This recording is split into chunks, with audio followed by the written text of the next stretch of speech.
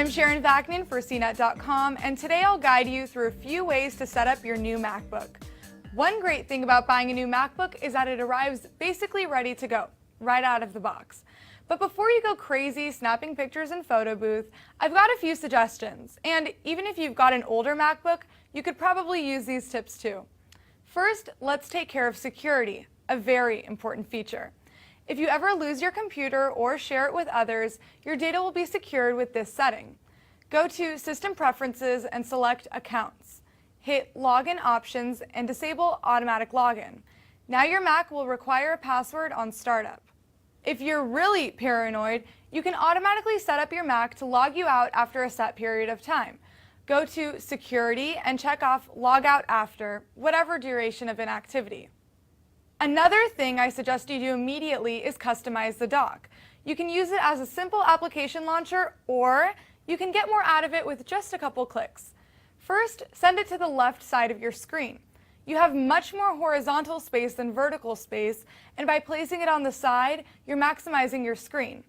Right-click the divider line and select Position on Screen Left. Apple docks some of its software by default, but if you don't use things like Mail or GarageBand often, it's best to remove them. Just right-click their icons and select Remove from Dock. If you right-click an open application, you'll get options for that specific program. For instance, right-clicking iTunes will give you things like repeat options and selecting recently played songs. Now, maybe you want quick access to things like folders and drives. Well, there's an option for that.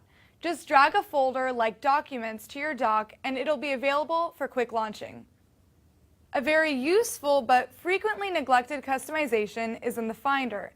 You can actually add shortcuts to the sidebar by dragging. For instance, I've added Documents, Pictures, and my Dropbox. It makes navigating much easier.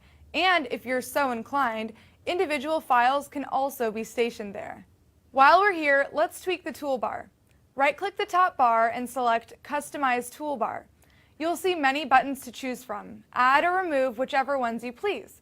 My favorite add is the Path button, which I use to quickly select parent folders.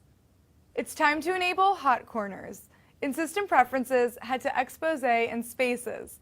Here, modify the settings so that when you mouse over to a corner of your screen, your Mac does something helpful, like show you the desktop or go to sleep. Two more settings that tackle efficiency are enabling the right-click and tab.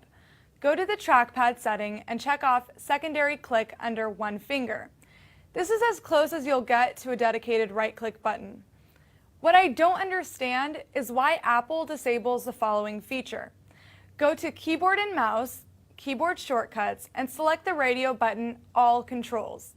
With this setting, tab can be used to toggle between buttons when your Mac asks you things like, "Are you sure?" Now that you've gotten your hands a little dirty, go back through your preferences and make some changes of your own. Don't be afraid to mess up, you can always restore your defaults. I'm Sharon Vaknin, and I'll see you on the interwebs. For your daily dose of tech news, check out CNET's Loaded. It's packed full of the latest tech news highlights that matter to you. Find out the latest gadgets or the coolest gizmos, all that and more Monday through Thursday at cnet.com/loaded.